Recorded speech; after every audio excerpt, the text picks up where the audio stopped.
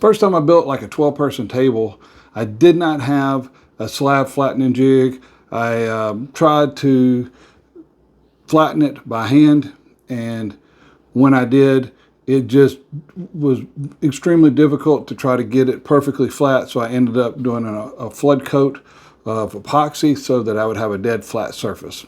Well, I've got some big slabs coming in, and so I was looking for a slab flattening jig that wouldn't break the bank but could be able to handle, you know, some 4-foot by 12-foot slabs.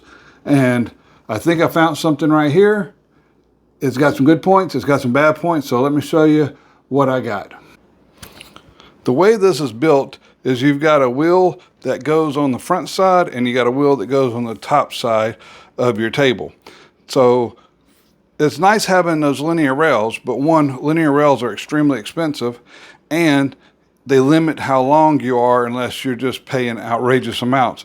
So this way, as long as I've got a flat, smooth surface, whatever length I need, I can make a slab that size. You know, it just comes down here and it rolls nice and smooth on here. So we're going to get it nice and flat. And then if I need to extend this out, I can put a strip of plywood or a 2x4 or whatever, just as long as it's affixed. So it's the right width across and it's parallel to the other side. So as you see here, I've got my two tables. Now these two tables are the same height, but I'm able to spread them out. And as long as my slab will cover that distance, it doesn't matter. I made sure to get my tables equal distance apart on the front and the back. And now I can, as long as I can fit something in between here, which these rails are right at 5 foot. I think they're 5'3". So now it doesn't come with the plate to mount your router on. And I used a piece of 1/2-inch acrylic. Now the slot here is about 10.5 millimeters. So I had to route the edge and I made this to where I could turn it to be either narrower or wider, whichever way I want it to do this.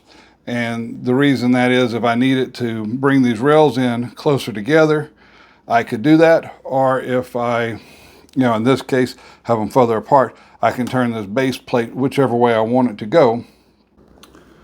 And while we're talking about the plate, this router here, this is the Win router. It's a full 15 amp router. And what I like about this router is our stops right here are in 1/8 inch increments, and there's 7 of them. So I can set this up and drop down 1/8 of an inch at a time. A lot of the routers do 1/4 inch. And whenever I'm using a big 2-inch slab flattening bit here, and so when I got this big 2-inch bit, I would rather just go 1/8 of an inch at a time instead of taking those big 1/4 inch cuts. And it seems to do a lot better because with that 2-inch bit, I try to do less than a 1-inch offset each time. And I find if I don't get past that apex of the bit whenever I'm going back and forth, it just makes a lot smoother cut. And so I can make a 1-inch overlap each time. And when I get done, my slabs are always just almost feels like they've been sanded already. They're just, you don't have as much of those. I see a lot of people when they're doing their slab flattening, they've got these little ripples all the way across. If you do a half overlap, then you don't seem to have that and take smaller bites, and you're going to get a lot better result.